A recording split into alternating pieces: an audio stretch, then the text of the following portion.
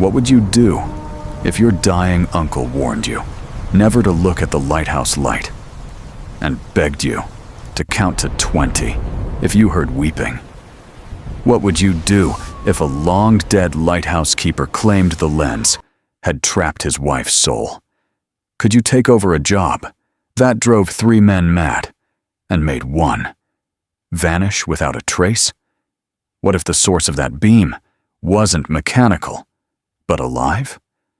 And what if, once you looked inside, you couldn't ever unsee it? Forget every postcard you've ever seen. Forget the warm, nostalgic image of a weather-beaten lighthouse keeper sipping tea while storms rage safely outside his tower. That image is a lie. A story we tell ourselves to feel safe. Because the truth is, some lighthouses weren't built on the edge of the world. They were built on the edge of something else entirely. Something older, hungrier. I didn't believe that. Once. I do now. This isn't a ghost story I heard secondhand, or a tale from some forum. This happened to me, and it changed everything.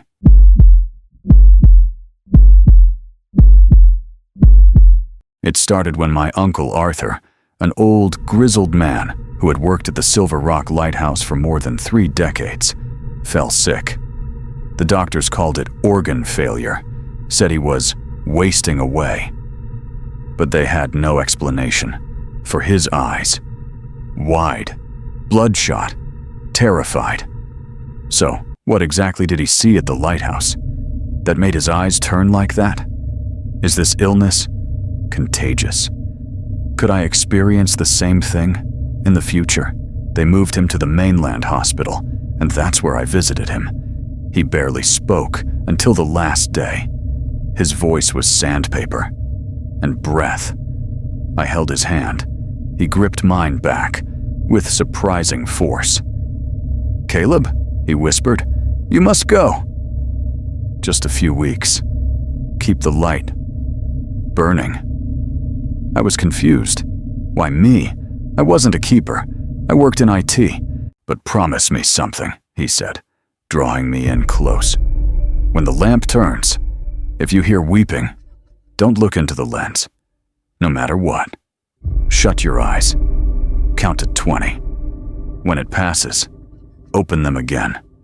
That's the only way to be safe." Who's crying? Why does the sound of weeping follow the light?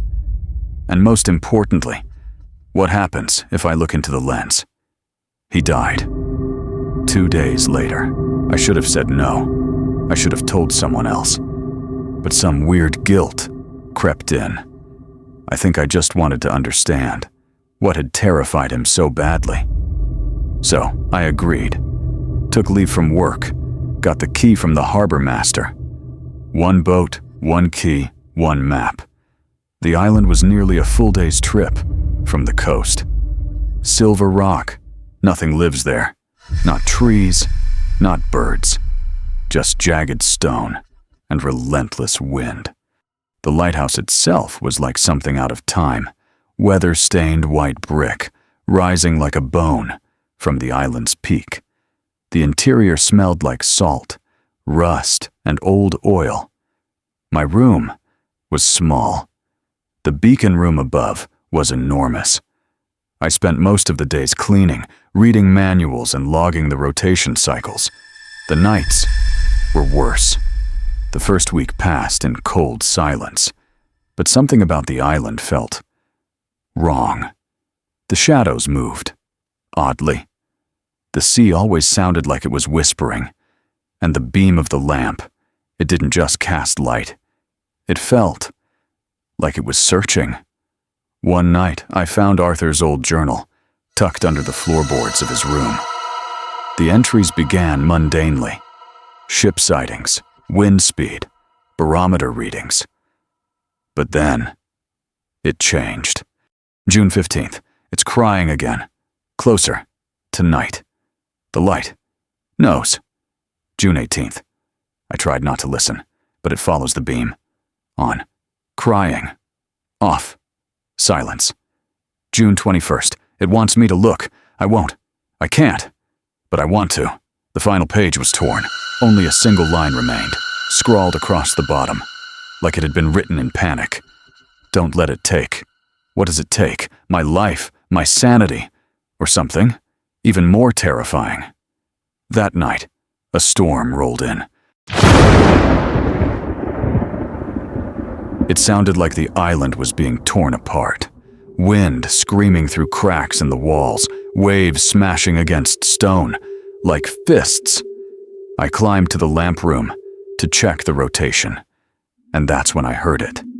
Not the wind, not the sea. Weeping. It was faint at first, like someone far away sobbing into the dark, but as the beam of the lighthouse rotated, the sound grew louder, in perfect sync. The light passed the window. Weeping. Light moved away.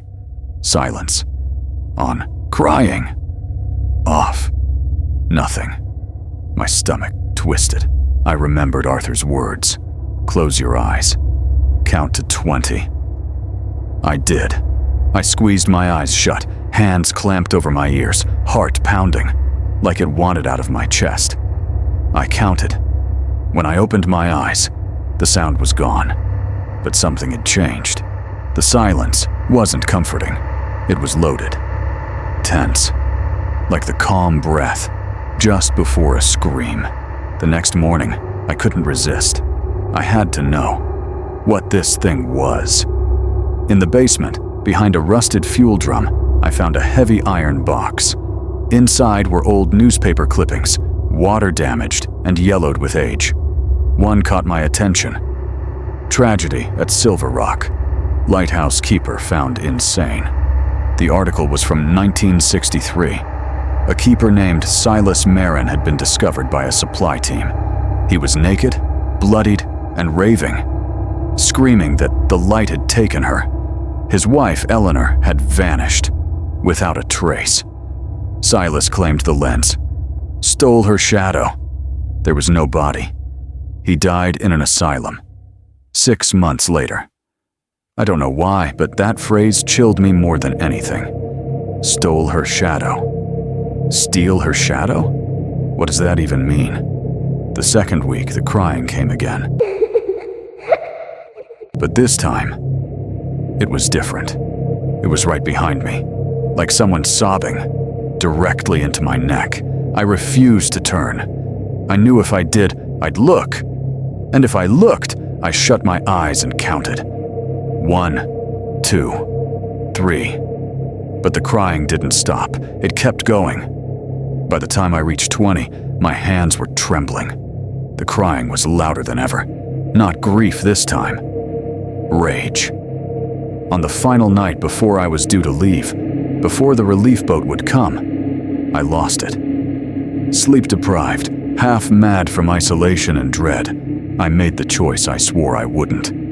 The crying returned, piercing, furious. The light turned, and I looked. Straight into the lens. For a moment, I didn't see gears or glass. I saw her. A woman, made of shifting, radiant light. Face pale and stretched in agony. Mouth open in a silent, eternal scream. Her eyes locked onto mine, like she recognized me. Like she'd been waiting. Who is she? Why is she trapped in the light?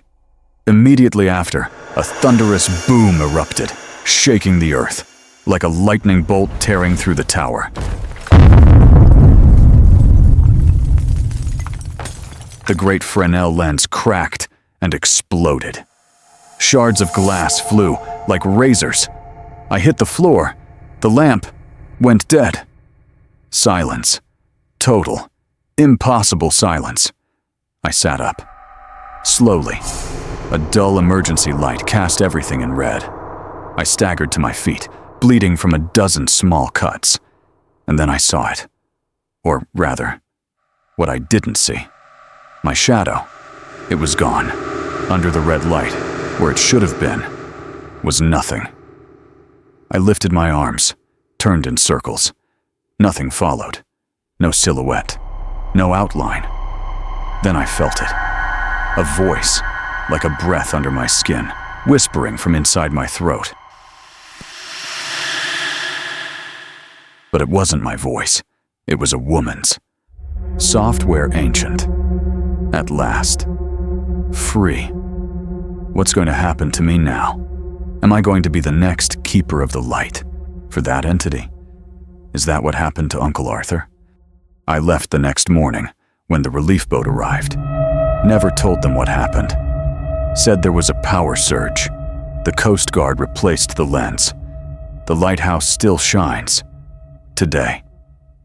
But sometimes, when I walk at dusk, I notice something off.